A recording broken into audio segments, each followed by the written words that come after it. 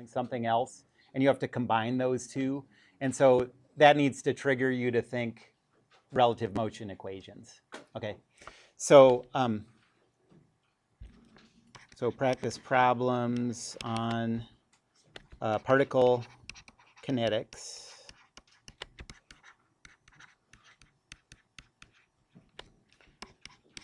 Number 3.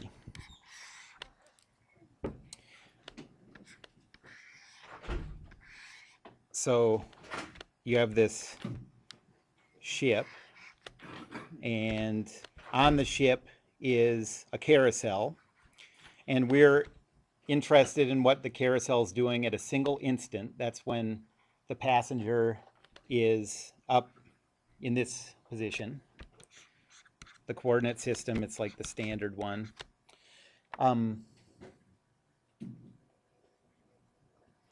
And we know that that made me feel like I was just about to bust out of here. The credits were gonna roll. So I say something really substantial. Yeah, right. Like the end of one of those teen movies, like Breakfast Club or something. But actually, in this case, the teacher wins. Eat it, suckers! I'm out of here.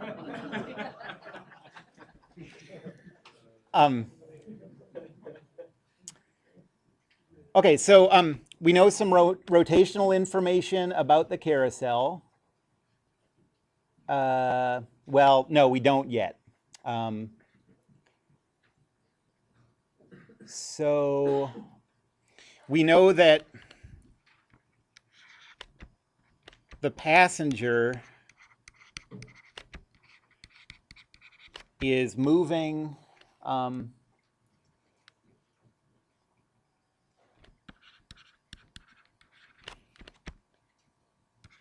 with a constant speed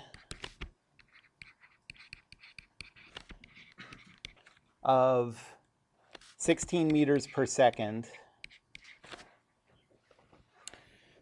with respect to the boat.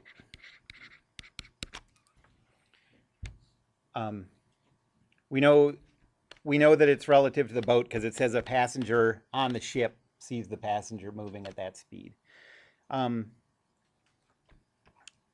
What we really want, so in any of these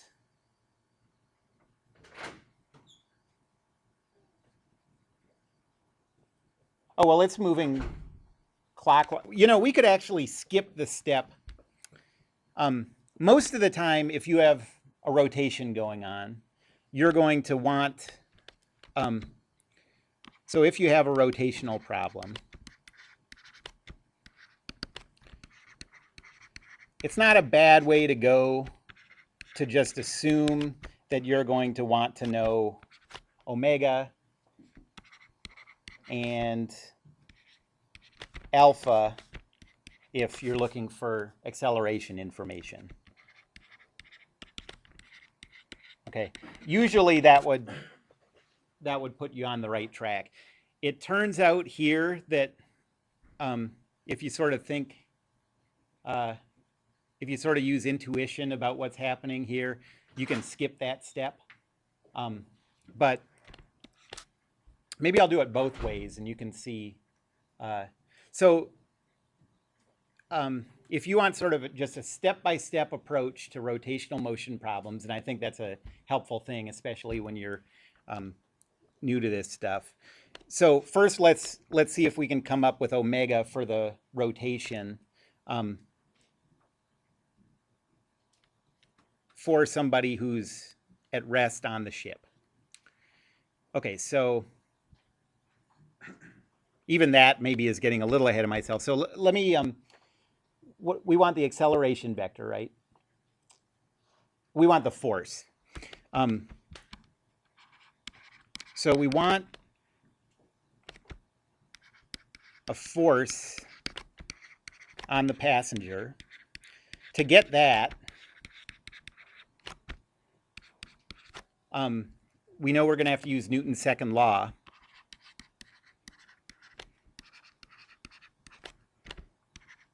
So in order to calculate the force, we need to calculate the acceleration of the person. Acceleration of the passenger in the ground reference frame. Okay. If we calculate the acceleration just in the boat's reference frame, that's not going to work because that's not an inertial reference frame. Okay. So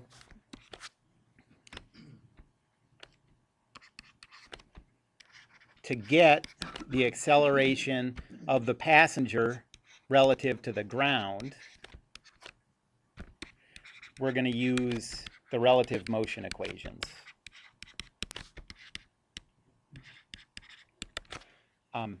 So the acceleration of the passenger with respect to the ground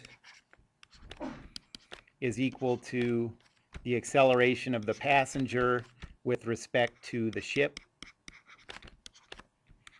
plus the acceleration of the ship with respect to the ground. Okay. This we can get from the rotational motion.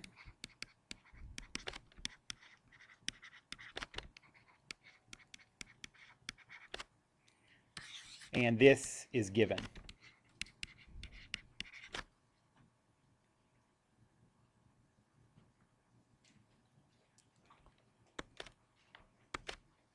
Okay, so now this is kind of a layout of the steps that we're going to follow. We're going to use rotational motion to calculate the acceleration of the passenger relative to the ship. We're going to add that to the acceleration that was given for the ship. That'll give us the acceleration of the passenger relative to the ground, and then we can use Newton's second law. So to calculate the acceleration of the passenger relative to the ship, we can just think of this as a rotation of this carousel around a fixed axis now. That's what it means that we're doing it. Like when I say the acceleration of the passenger relative to the ship, it's like, forget about the fact that the ship's moving and just calculate it as, you know, assume that the ship is fixed, that axis that's attached to the ship is fixed, and we're just going to calculate the velocity vector of this point. Yep.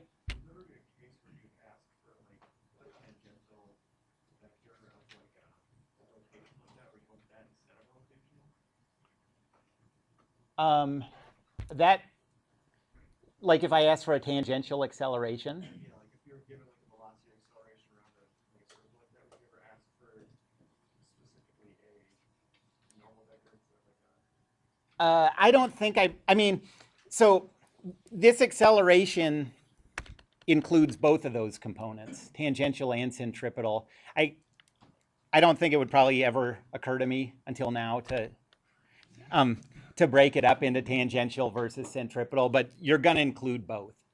In this case, the tangential component is going to be 0 because it's moving with a constant speed. But, okay, so what do we know here? The carousel is moving clockwise, and it has a constant speed of 16 meters per second. Okay. All right, so we're trying to figure out the acceleration of this point relative to the center. So I guess what we want to do is find the omega vector. Since everything's moving in the xy plane, the axis of rotation is always parallel to z. It can be positive z or negative z.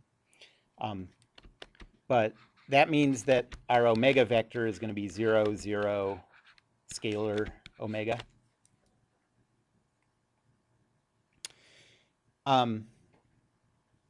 And question?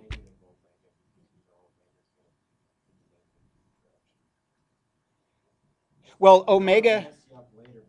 Right. I'm gonna get now. Okay, it would be the same either way.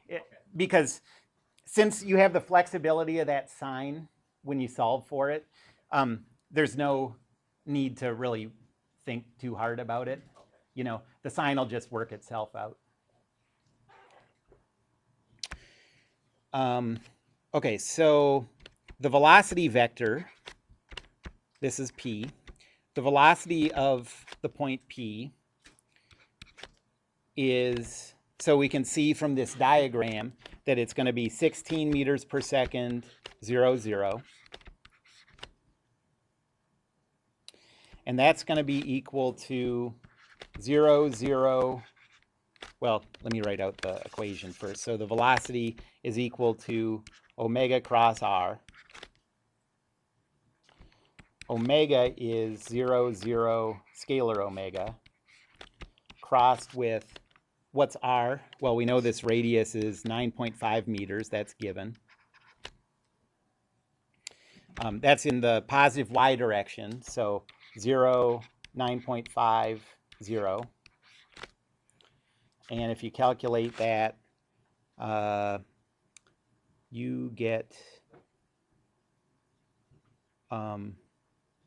so you get negative 9.5 scalar omega 0, 0. Okay. So now you have this vector equation that says 16, 0, 0 is equal to negative 9.5 omega 0, 0. The first of those equations is the only one that's useful. It says 16 is equal to negative 9.5 omega. And so scalar omega is equal to, what's 16 divided by negative 9.5? What? Okay. So negative 1.68. And what are the units? Yep, radians per second. And so now we can take this value and plug it back into our omega vector. And we get that the omega vector is 0, 0, negative 1.68 radians per second. And so if you would have noticed, like you mentioned, if you would have noticed that you could call this 0, 0 negative omega, you would have gotten a positive value of 1.68 for your variable, plug it back into this negative, and you get the same vector. Yep.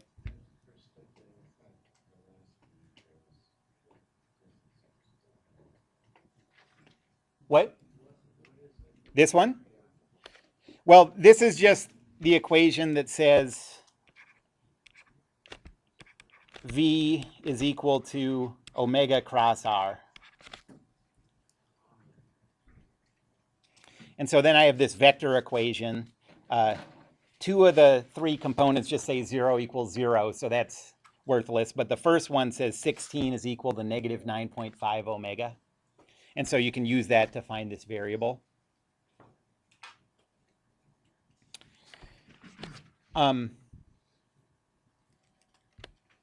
And is this an instantaneous value or a function? Well, it is instantaneous, so that's the safe call. That's true. But, well, yeah, so this equation does always give you an instantaneous value. But in this case, this is a function because the speed is constant. Okay? If the speed was changing, then omega would be, would change in time. But this is actually, this is a constant function. And another way of saying that is that the angular acceleration is 0. So that's because we have a constant speed.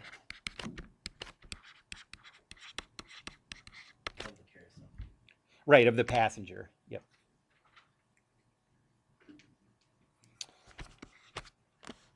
Okay, so now we have omega, we have alpha, and now we need to calculate the acceleration of p. So that's alpha cross r plus omega cross quantity, omega cross r. This goes away because alpha is 0. Omega is 0, 0, negative 1.68. And we're crossing that with 0, 0, negative 1.68 cross 0, positive 9.50.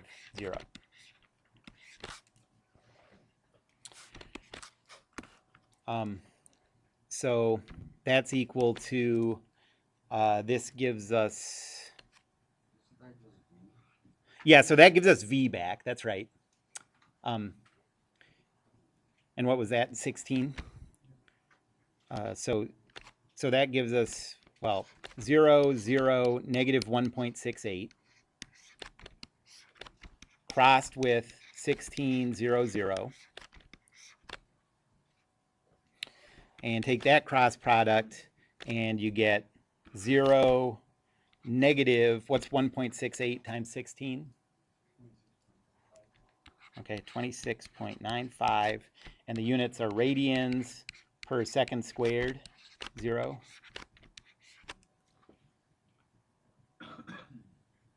Does that make sense in this case for the translational acceleration of the passenger? And how do you know? So down, the passenger's up here. There's no tangential acceleration because it's constant speed. So all of the acceleration is centripetal. And centripetal, if you're up at this point, means in the negative y direction. So the direction makes sense. And I have this listed as AP, but that's not the total acceleration of P. Remember, we were just doing the rotational stuff to calculate the acceleration of P relative to the ship. Yep. To know acceleration, wouldn't it be meters per second squared? Yes, sorry. That's right.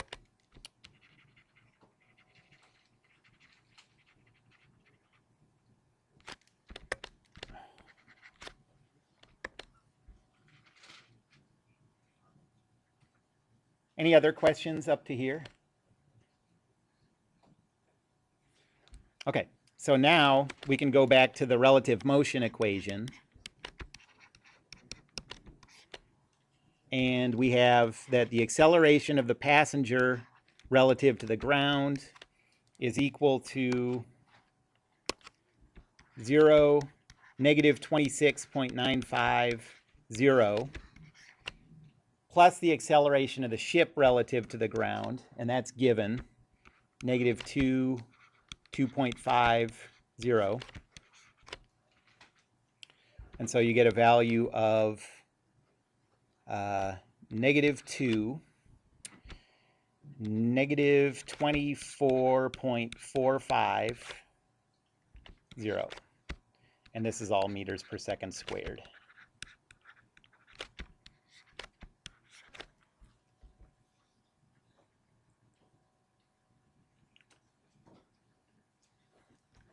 Okay, so now finally we're done with the right side of Newton's second law. So now we just have to do the statics part. So if the passenger is here, that's his head, looking down, what forces are acting?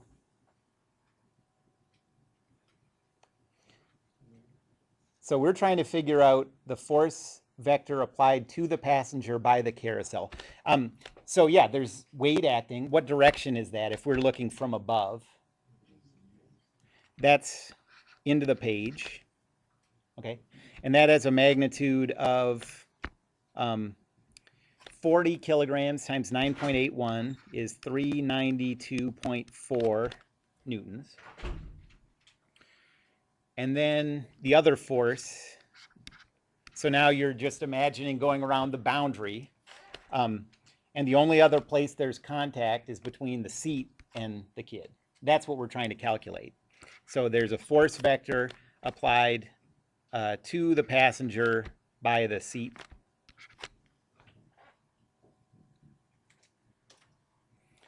And so now Newton's second law says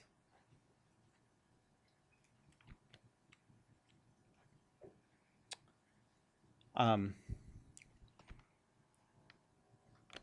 up all the forces. So F PSX, F PSY, 0, no,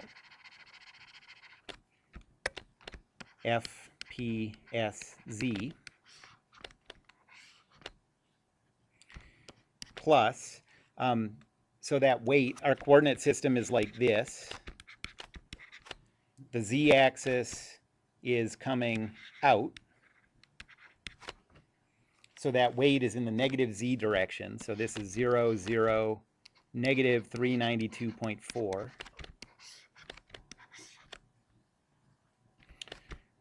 And that's equal to the mass, 40, times the acceleration, negative 2, negative 24.450.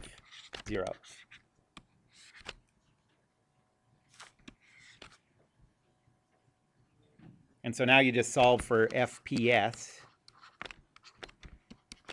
and you get negative 80 newtons. What's 40 times 24.45? -977.6 newtons. And then in the z direction, positive 392.4.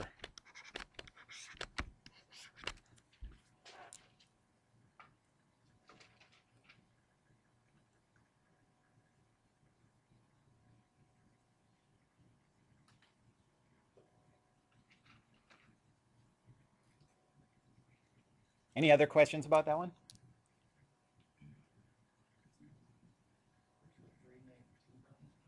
That's 40 kilograms times 9.81. That's his weight.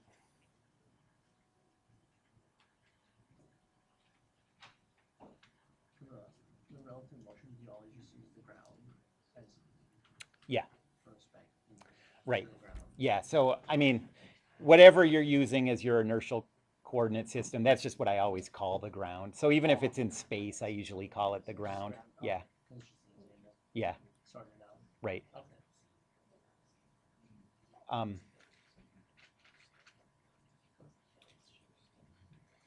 mean, I guess it's worth pointing out that something doesn't have to be at rest to be an inertial coordinate system.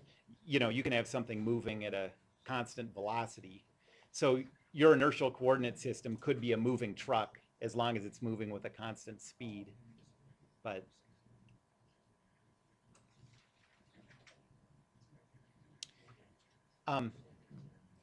any other problems you'd like to see me do? Okay. So I think this is going to be, you know, sort of the same idea. So this one, there's no relative motion you have to do.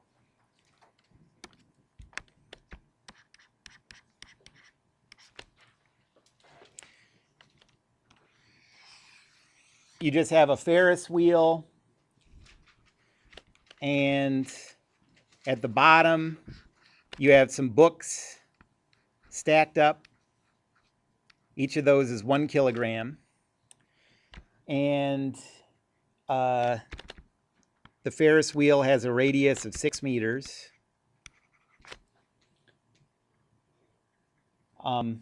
It's moving this direction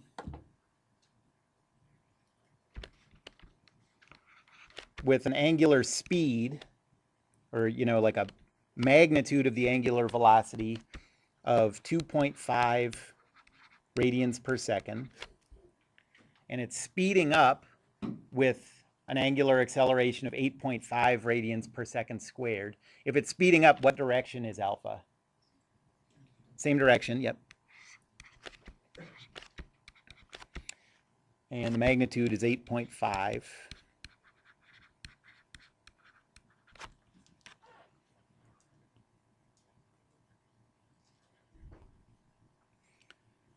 And so what we have to do is figure out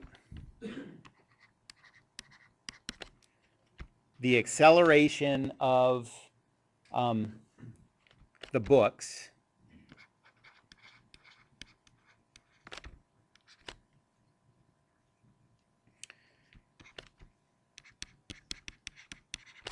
and then we want to use that in Newton's second law. So the steps are the same as in number 3, except that we don't have the relative motion part. How do you know in this problem that we don't care about finding the acceleration of the top book or the bottom book?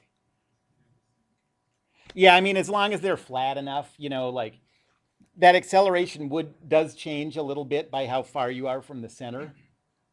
But I didn't give you thicknesses or anything. So that's sort of a key that you can neglect that. But if I'd given you the thickness of those books, I suppose that's something that you would have to consider. Yep. All right, so at this instant, the acceleration of the books is equal to alpha cross r plus omega cross quantity omega cross r. What's alpha as a vector? Well, I didn't, oh, there is a coordinate system here. Okay, so this is actually kind of part of the thing with this problem is you have to deal with the fact that we don't have our coordinate system lined up exactly the way we're used to. So the z-axis points up, the x-axis points this way. What does that say about the direction the y-axis points? Yep, it has to point out of the page.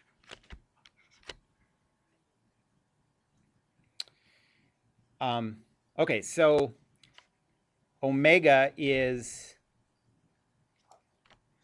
so we know it's going to be about the y-axis, and then we just have to think about, is it positive or negative about the y-axis?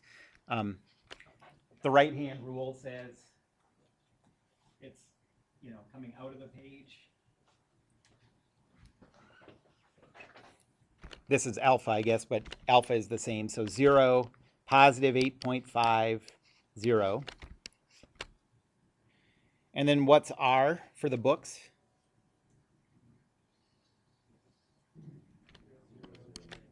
Yep, 0, 0, negative 6.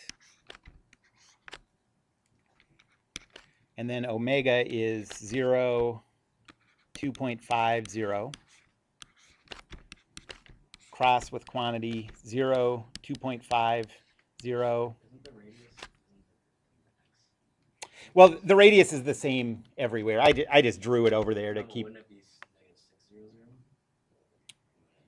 -600? The books are down here. Oh, yes.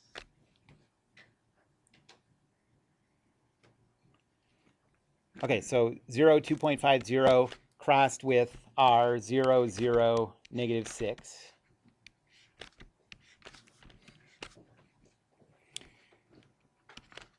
And so you get negative 51.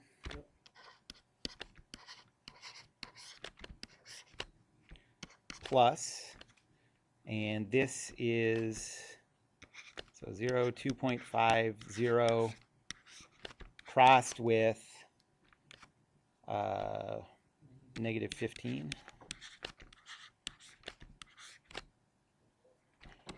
And that's negative 51, 0, 0 plus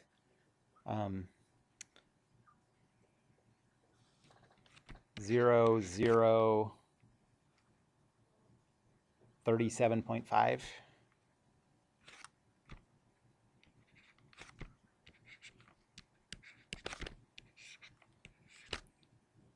So the acceleration of the books is negative 51, 0, positive 37.5.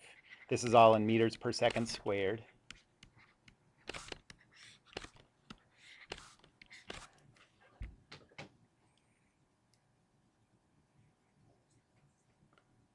Okay, So how can we make sense out of this?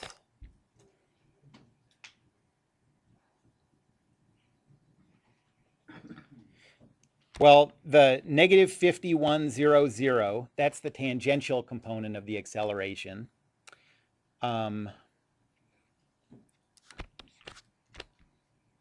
So that component has to be tangent to the path, so either this way or that way. Okay. So we know that it is going to be an x component, so that's good. And also, since it's going this way and speeding up, the acceleration has to be in this direction. X is the other direction, so the tangential should be a negative x component. So that's good. Okay. So what about the centripetal acceleration? That's the other part. Yeah, right. That should be pointing up toward the center. So it should be positive z. And that's what we got. So we don't have any way to check the values except to, solve it again. But the directions make sense. And now we want to figure out the force applied to the top book by the middle book. So now this is, we've done this kind of statics problem. This isn't that hard compared to the statics particle problems we did. So let's do a free body diagram of the top book.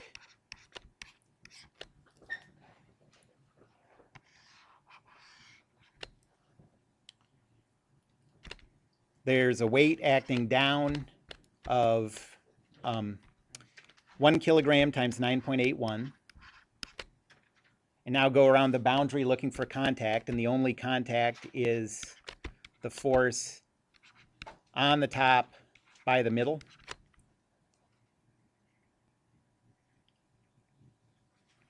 And so Newton's second law says F Tm x and y,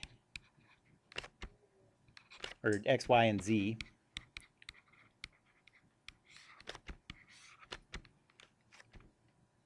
plus in the negative z direction 9.81. Y is coming out of the page. Well, this is supposed to be a Ferris wheel, so in this case, the weight is down this way.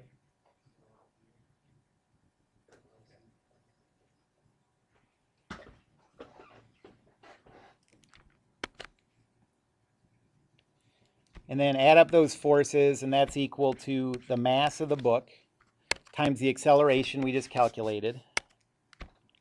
Negative 51, 0, positive 37.5. And you get that the force on the top book by the middle book is equal to negative 51, 0, and then what's that? If you 47.3.31.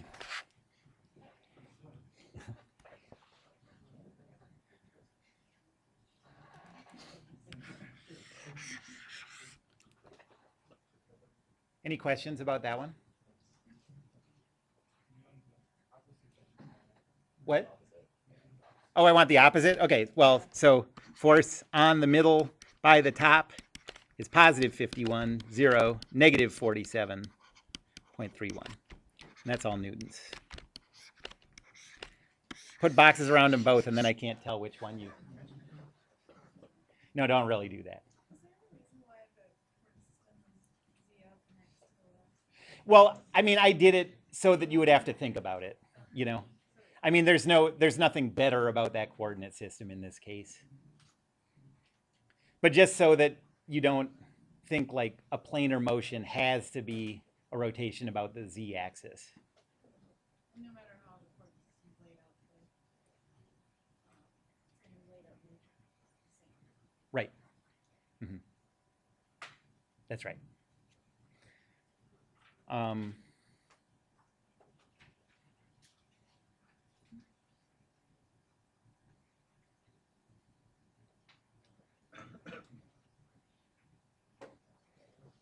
What would you do? What if it was like this? Like the Enterprise at Valley Fair. So what if those books were down here? It was spinning around like this.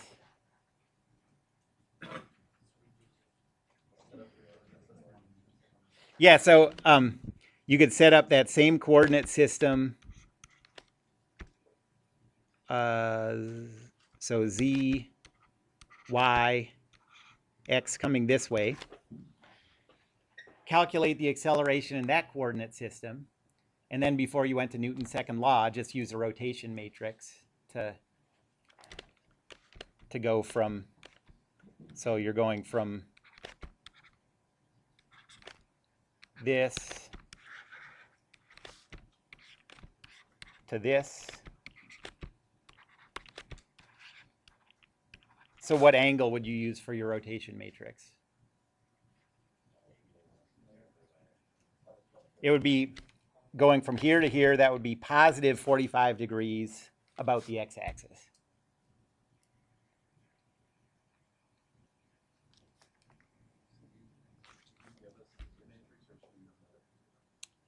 Yeah, you don't have to worry about that yet, but that's just sort of going back to stuff we talked about last semester. Yeah, I'll give that on tests anytime you need it, but we don't need it yet.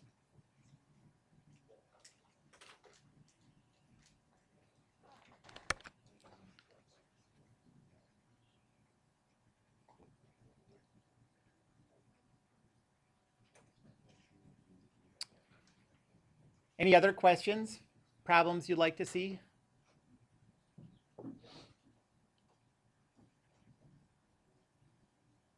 Any other types of problems you'd like to see? Want to see a helix sitting on a spinning disk on a ship?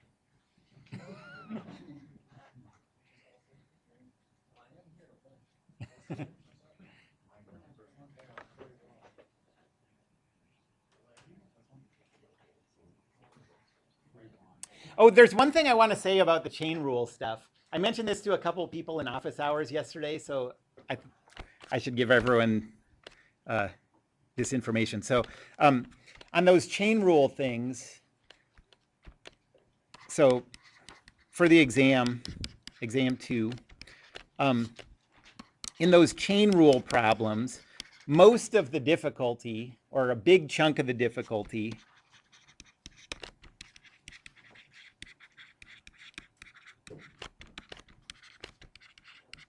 a lot of time is spent deriving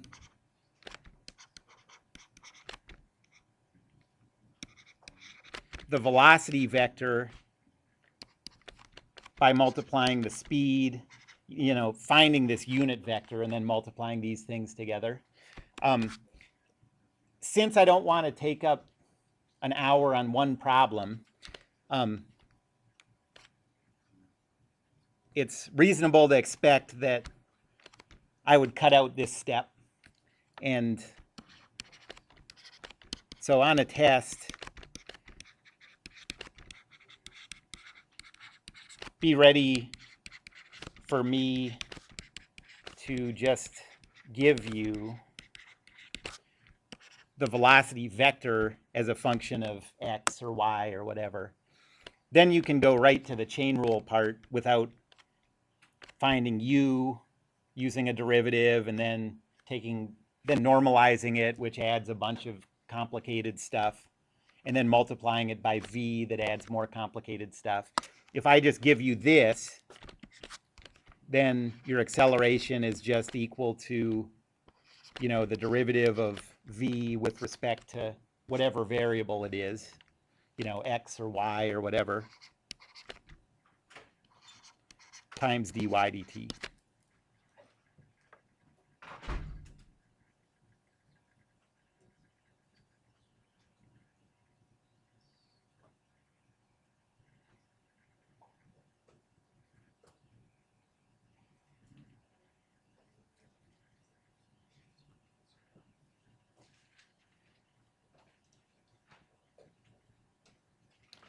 So, okay. So what if you had like a robotic car on a ship again, and this car, you know, zips around, and the car's velocity vector is determined by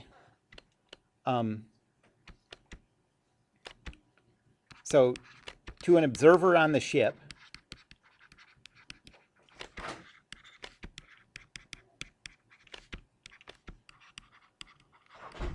the car's velocity vector is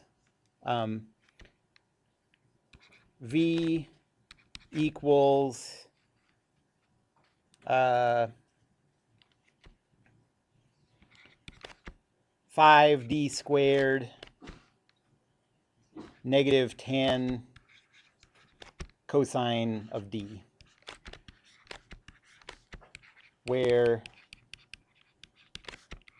d is the ship's distance from port.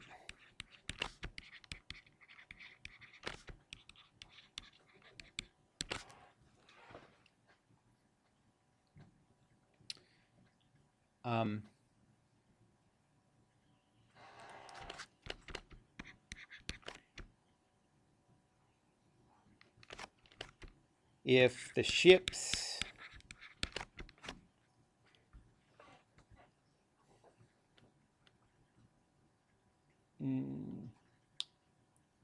so if the ship's velocity vector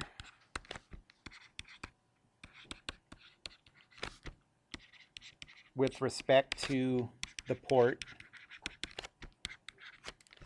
is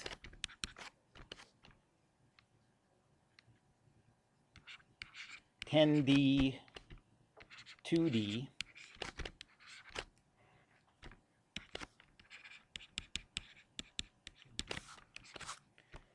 what's the acceleration of the car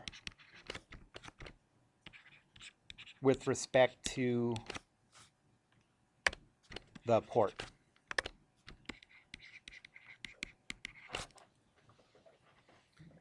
So basically, you're using, you know, information about these two different motions to find the total acceleration of the car with respect to an inertial coordinate system. And then you could use that, if you knew the mass of the car or whatever, to figure out how the force varies. Well, let's do that. So A, B, if the car's mass is 2 kilograms, what's the force on the car by the ship as a function of d?